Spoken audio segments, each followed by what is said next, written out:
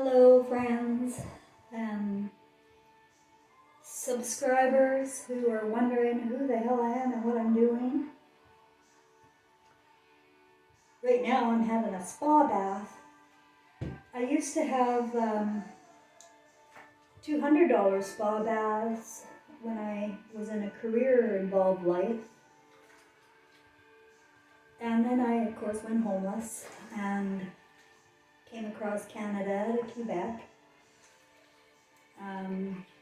Even ended up in a homeless shelter for a month after the Airbnb I was in didn't work out.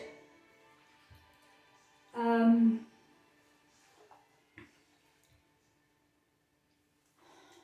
trying to deal with my friend who has Parkinson's, and he is completely committed to doctors. He's going today for a talk on how to prevent strokes. Takes whatever energy he has left to go get more advice. When I just saw, I'm gonna maybe attach it to this video, I don't know, that coconut oil is a real brain food. Like, I saw the evidence in this video, and her husband had Alzheimer's, and it completely cured him of Alzheimer's. So, and he was diagnosed in the severe, or moderate to severe.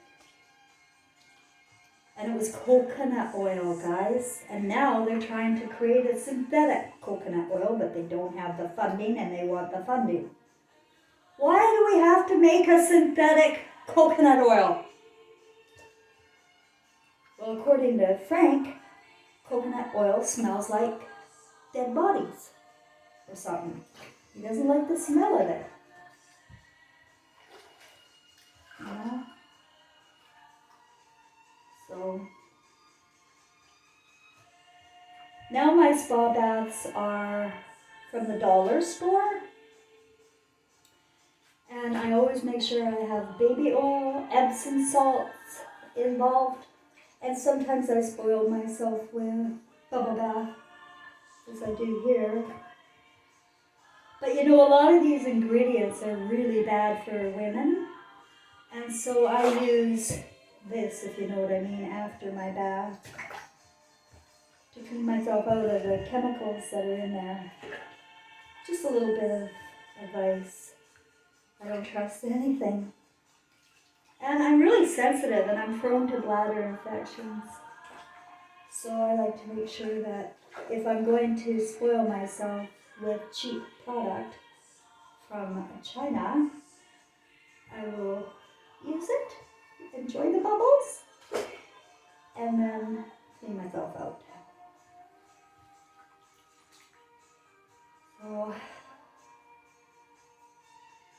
it's about the intuition of women I want to talk about. This is what we need, ladies and gentlemen. We really need women to wake up to their spirit. Because if she doesn't, there's no hope here for our little Christs, our little babies. If the mother is asleep, she's unconscious. We're all unconscious. I was unconscious, and I want to tell you about it. So, you know, my son died in 2003. His life was hell. It was hell on me, and it was hell on him. But I had no idea why. I thought it was him. I thought he was a problem child. I tried to incorporate the tough love, the mad mothers.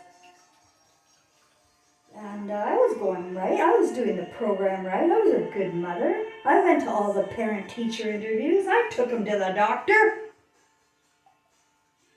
And all they did was drug him. Called him ADHD, tested his intelligence, found him genius. And then they drugged him. And I want to tell you, they drugged me too. You know, they're drugging women.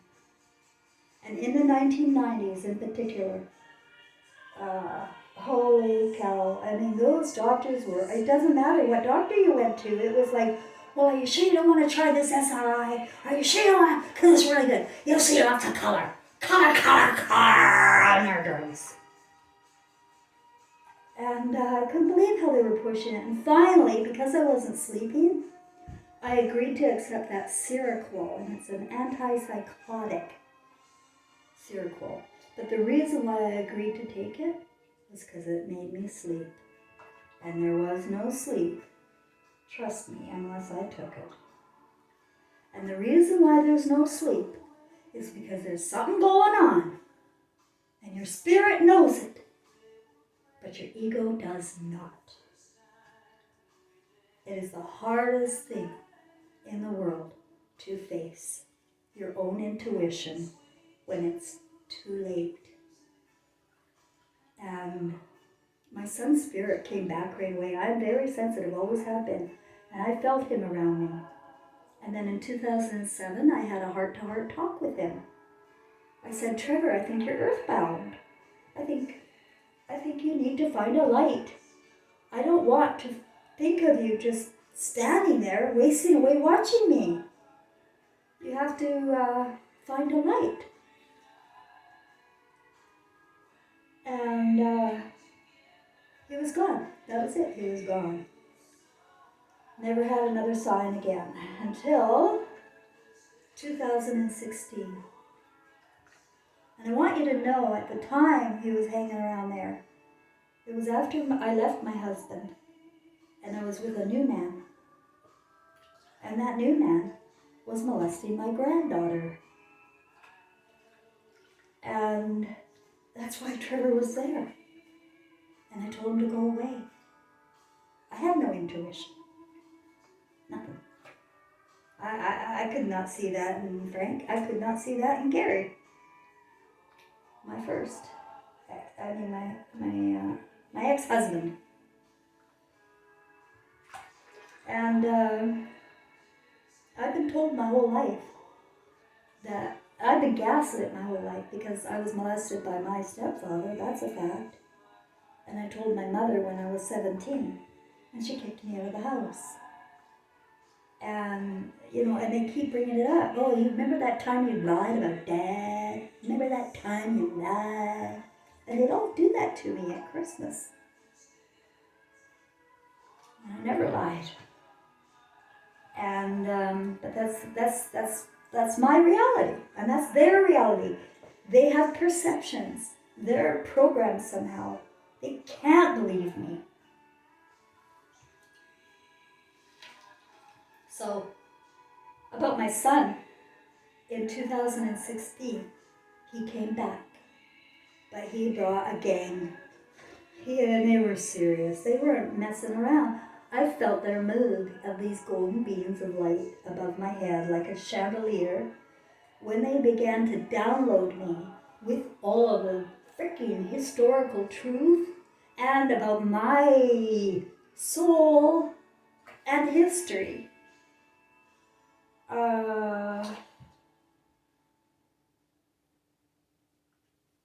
It was, well, and then Trevor, after they did that, and they did something with my body too. I think they saved my body. I think I was dying of lung cancer. I had a black mass on my lung. I had COPD. And I was very sick. And I was about to sell my business because I was too sick to work. And so I was lying on my bed there with my new cat, Truly, when all of a sudden they came, my son and his gang, this gang of lights. After Trevor gave me a heart orgasm in the heart that lasted, it felt like 5 minutes.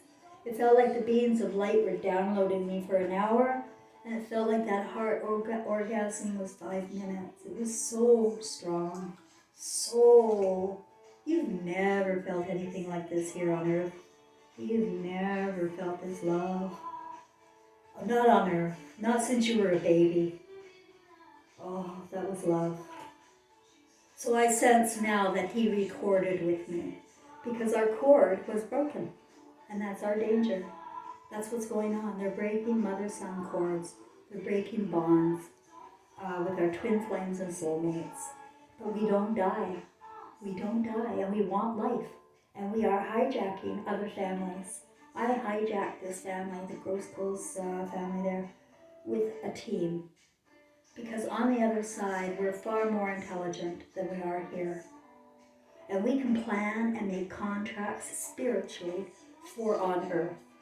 And it just takes a remembrance of triggers that will get you to remember what your role and job is to do.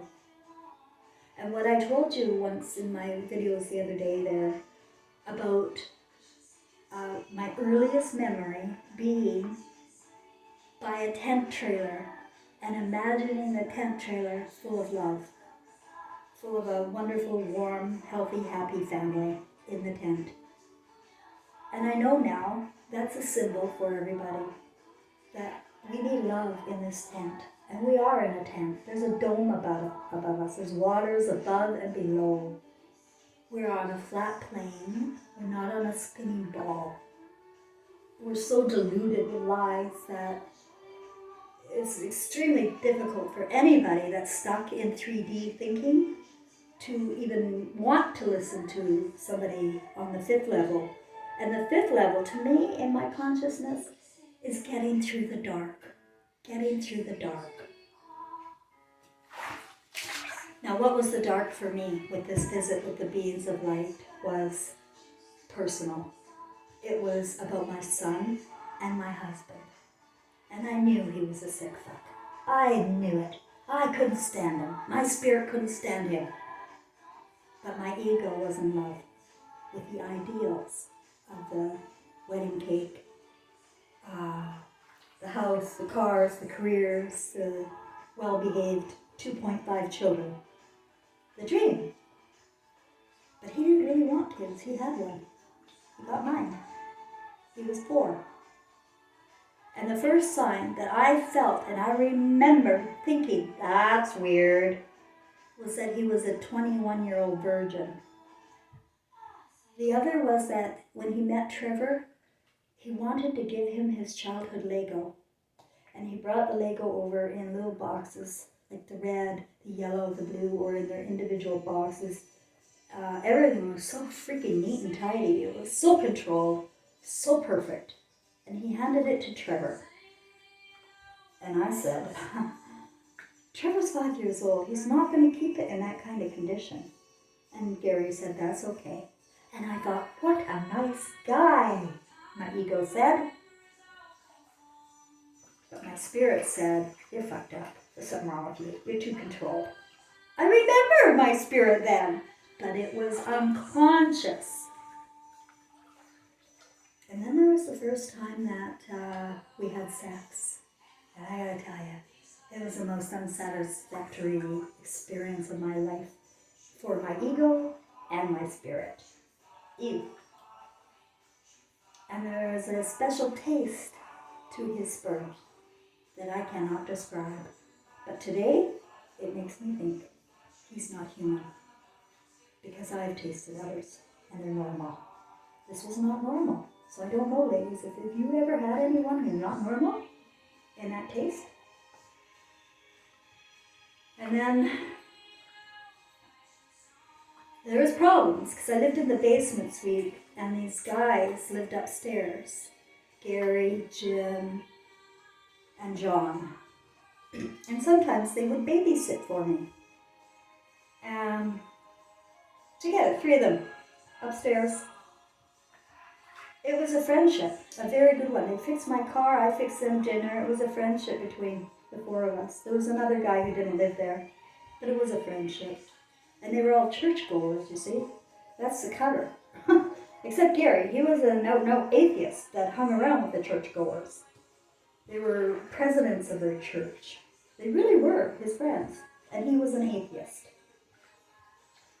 But there they were, and then I came home once. I think it was the last time I let them babysit. They were watching, what's it called now? The Potassium?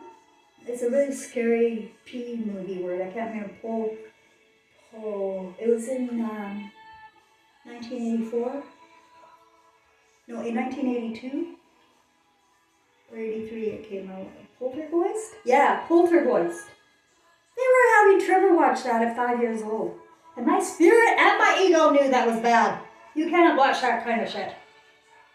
So I got mad at them. The other reason I got mad at the guys upstairs is because they always had that Who and Kiss music blaring like heavy metal. Irritated my spirit. Irritated me to no end. And they always, after a while we were so friendly. Gary asked me to marry him. And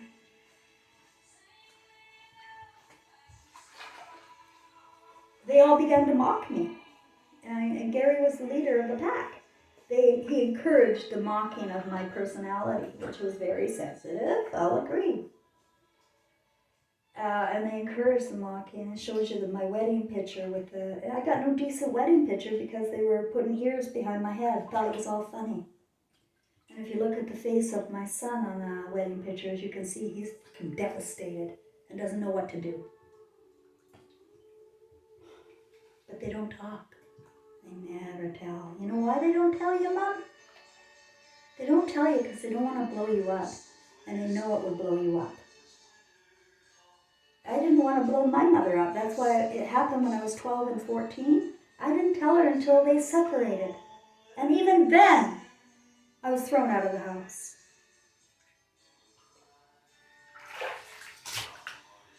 Other signs, right after we got married, we were in this townhouse we had just bought.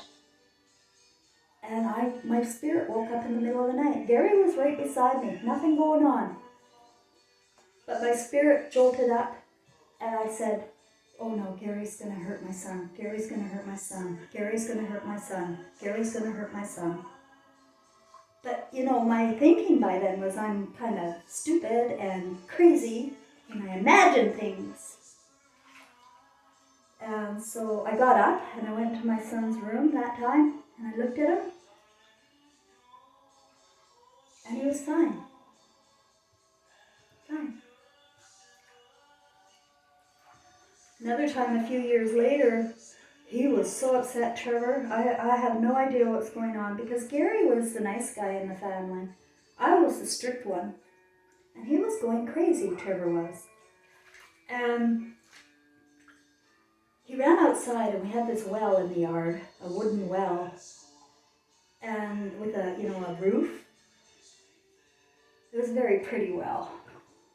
And he went outside and he pushed it over.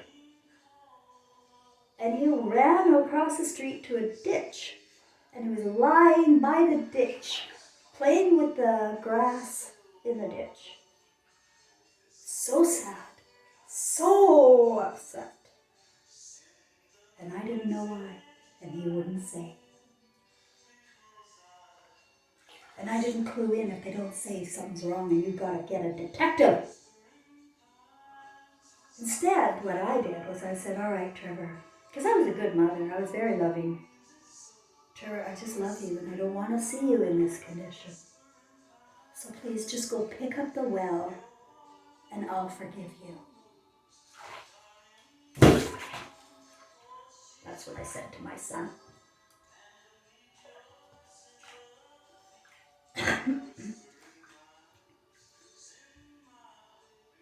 And then there was a time when he was 16 and left home. I couldn't believe he was now into full-on drugs. And I saw him take his precious computer down the street to sell. And I begged him not to. I said, this is your future.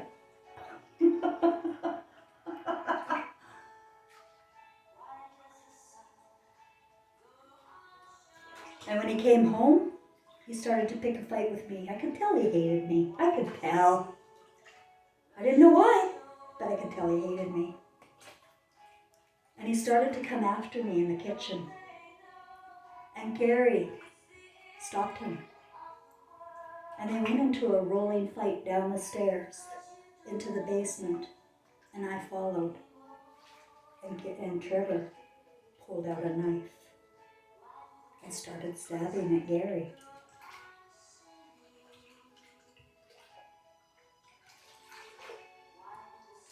said, Gary, you gotta call the cops. Call the cops! Some wrong, Trevor! He's a homicidal maniac now! Gary wouldn't call the cops. Oh, I forgot the time when Trevor was 13. He was babysitting. And there were 2 little boys. And the police showed up. Trevor was fiddling with them at 13. All of this is crystal clear today, guys. All of what I've lost and missed. All of my intuition. I have to pamper myself here very carefully and gently because self-forgiveness, forget about it. The only thing I'm hanging on to is the heart orgasm my son gave me. He told me, he brought the gang of lights. I know I will never allow another human being to gaslight my reality. And I'm here to teach women that their little infants are Christ. And it is your responsibility. Yours alone. Yours alone, ladies. I don't know why, but it is. I feel that this Hollywood and scriptures have broken family bonds, soul bonds that we've had for probably thousands of years. And these broken bonds you can't go back into your soul group if you're out. But we don't die. And I do believe now, it's more clear today, that we can hijack other families. I feel that Trevor and I have been around for many lives. I've told you that before. I won't get into it again because it's not important. History is not important. But I've told you outright that I do believe that Trevor and I have been here at least 3 times before. In the same roles. When he was King James and I was Bloody Mary. Trevor told me when he was 13 that we can choose roles. He said that he was playing that game on the Atari called Simulated City, Sim City. And he said, Mom, and he was so excited. He said, we can pick roles, we can pick roles. He was trying to trigger our contract. And I didn't get it. I heard him, but I didn't get it.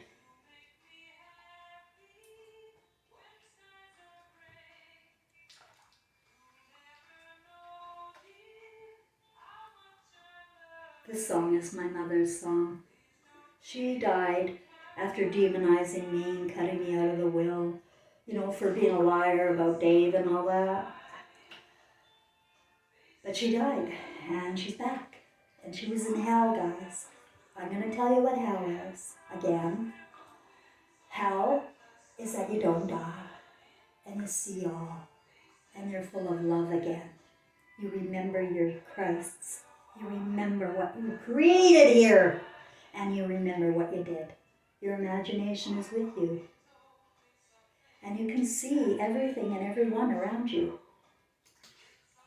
And all you do is cry. Cry, cry, cry. That's all she was doing is crying. And I heard her. I heard her back in 2010, crying. And I thought, is that my mother crying? I heard her cry before when I was a child, so I recognized it. And I thought, no, I don't want to deal with her. I wasn't woke yet, and I didn't want to deal with her. But in 2020, my dad, who died in 2007, encouraged me to listen to my mother. My dad was born on Easter Sunday, 1939, and he is the twin flame of my son, Trevor. Ivan and Trevor came together this life to teach the world a lesson. And whether or not the world gets it, I don't know. But it's my role and job to repair the reputation of the meek and to call out the liars and to make sure women know how loved they are. And you know, I don't want you to see what I saw when it's too late. Okay? I need you to know what's going on in your world with your people. Because people have been conditioned to be liars. Men have been conditioned to lie about their feelings. And when you lie about your feelings, you go psychopathic. This song, Ribbons of Blue, came to me by my father. They can communicate with us through music, through numbers, in all sorts of ways. You can be communicated with in spirit. So I'm so happy that all I had to do was agree to hear my mother. And then I heard her song, You Are My Sunshine. And then I felt her love. And I knew her again. And my mother and I are twin flames, and we were in contract together. She was supposed to brutalize me. She was supposed to, because I had to be me. I've been through everything, guys. There's nothing, no subject you and I can't talk about. Nothing. They put me through it all, this life. I've traveled the world. I've been to every type of school. Failed, but I've been there. I know what's going on there. And because I woke to my feelings again, I trust them. And when you when you work through your feelings first, it's hard. It's dark. It's dark. It's very dark. And then you got to get through it. And what I hang on to is that my son loves me. That's all I need. That's all I need. And that's all you need, mothers. You need to know your children love you. And you need to let them have trust in you by being honest with them about you and everything, your feelings. Be honest with your children about everything. Never invent Santa Claus. Never allow them to go into fantasies. Keep them grounded on their feet. But if it's too late and they're adult, talk to them openly. If it's too late and they're dead, cry with them. Do they recognize you? Do you feel them around you? If they're not there, they're not there. I belong to a grieving parents support group, and there was about 10% of us that had these spiritual experiences.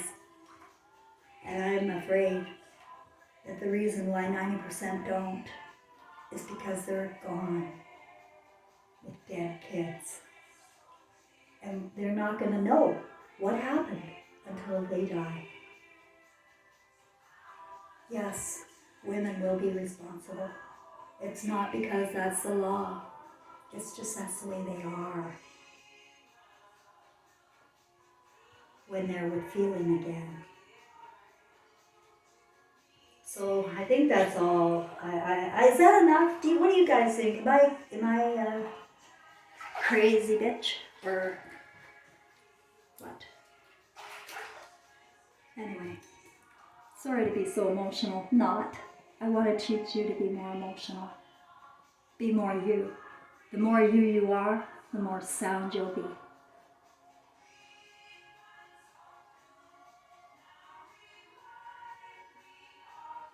Thanks to an unlikely treatment prescribed by his wife, Dr. Mary Newport, a physician who runs a neonatology ward at a Tampa, Florida hospital. She became determined to help her husband after he failed the so-called Alzheimer's clock test. He drew a few little circles and several numbers, just in a very random pattern. Didn't really look anything like a clock. And the doctor pulled me aside and she said, he's actually on the verge of severe Alzheimer's at this point. He's beyond moderate. So that was very, very devastating news. Dr. Newport began learning everything she could about her husband's disease. It appears to be a type of diabetes of the brain. And it's a process that starts happening at least 10 or 20 years before you start having symptoms. And it's very similar to type 1 or type 2 diabetes in that you develop a problem with insulin.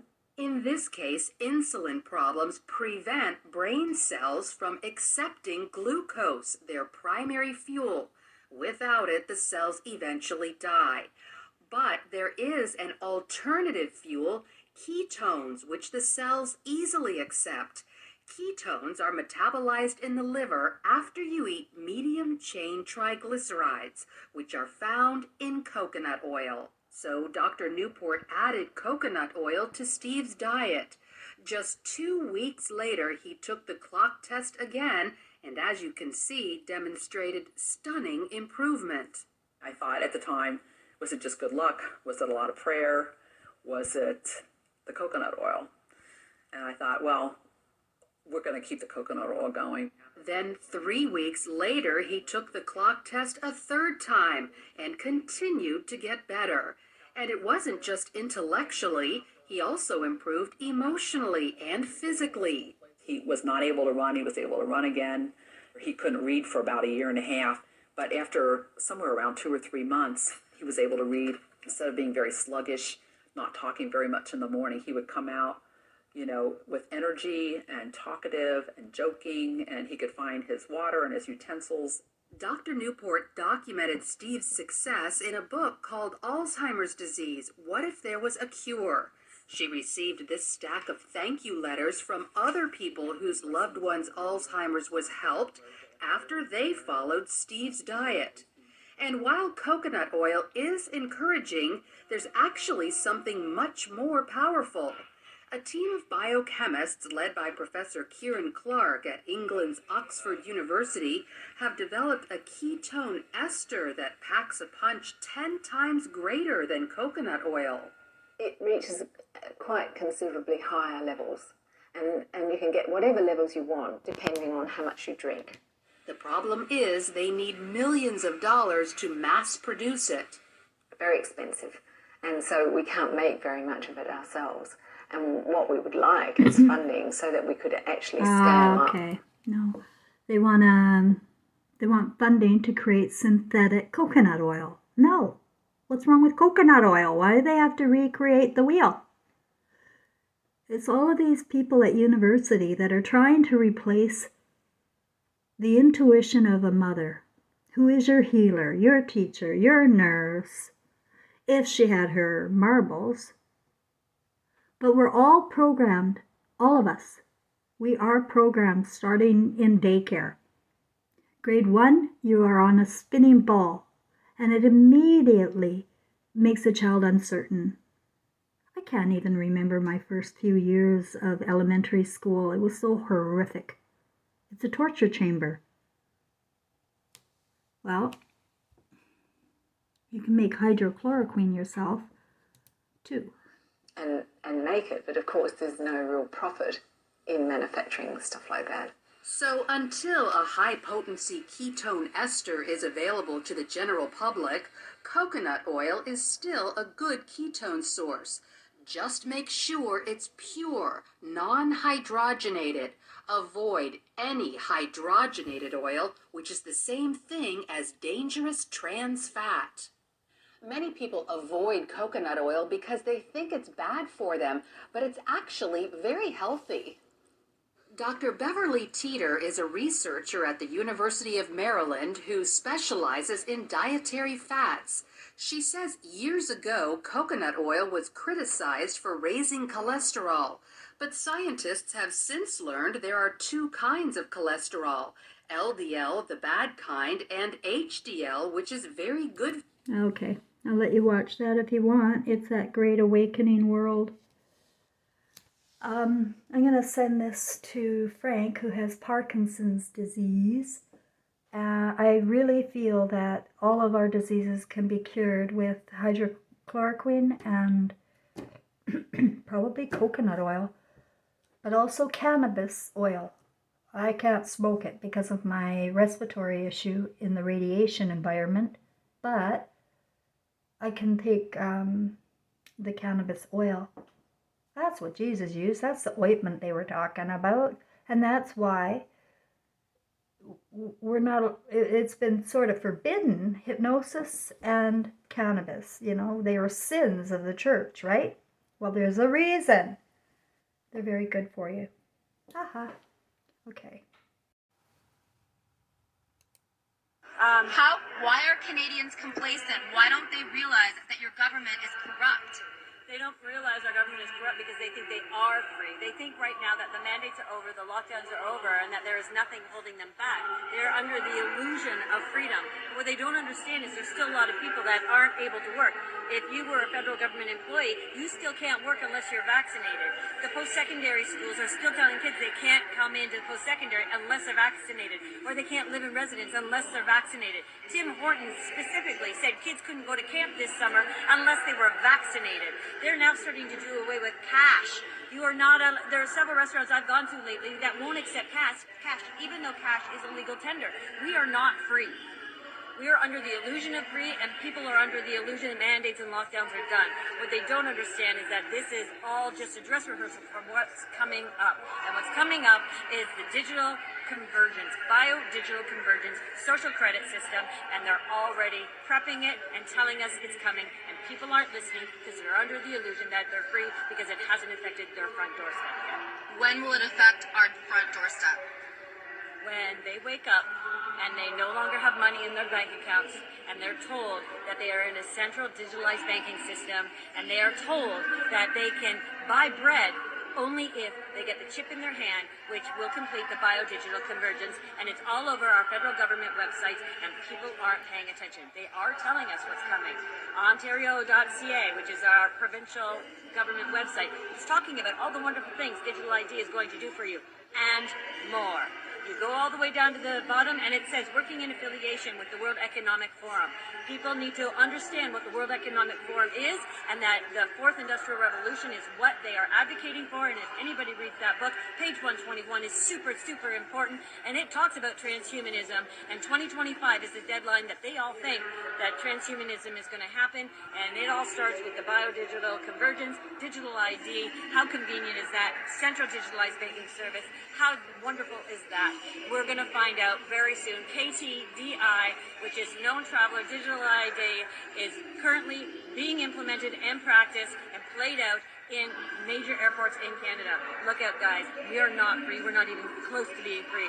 So if we don't stand up and start speaking out and moving as one, working together on a global sphere, we're going to go down. So we can't let that happen. We need to work with our North American partners. We need to work with our Australian partners, our Brazilian partners, our UK partners. We need to work with everybody because this is a global problem and we need a global solution.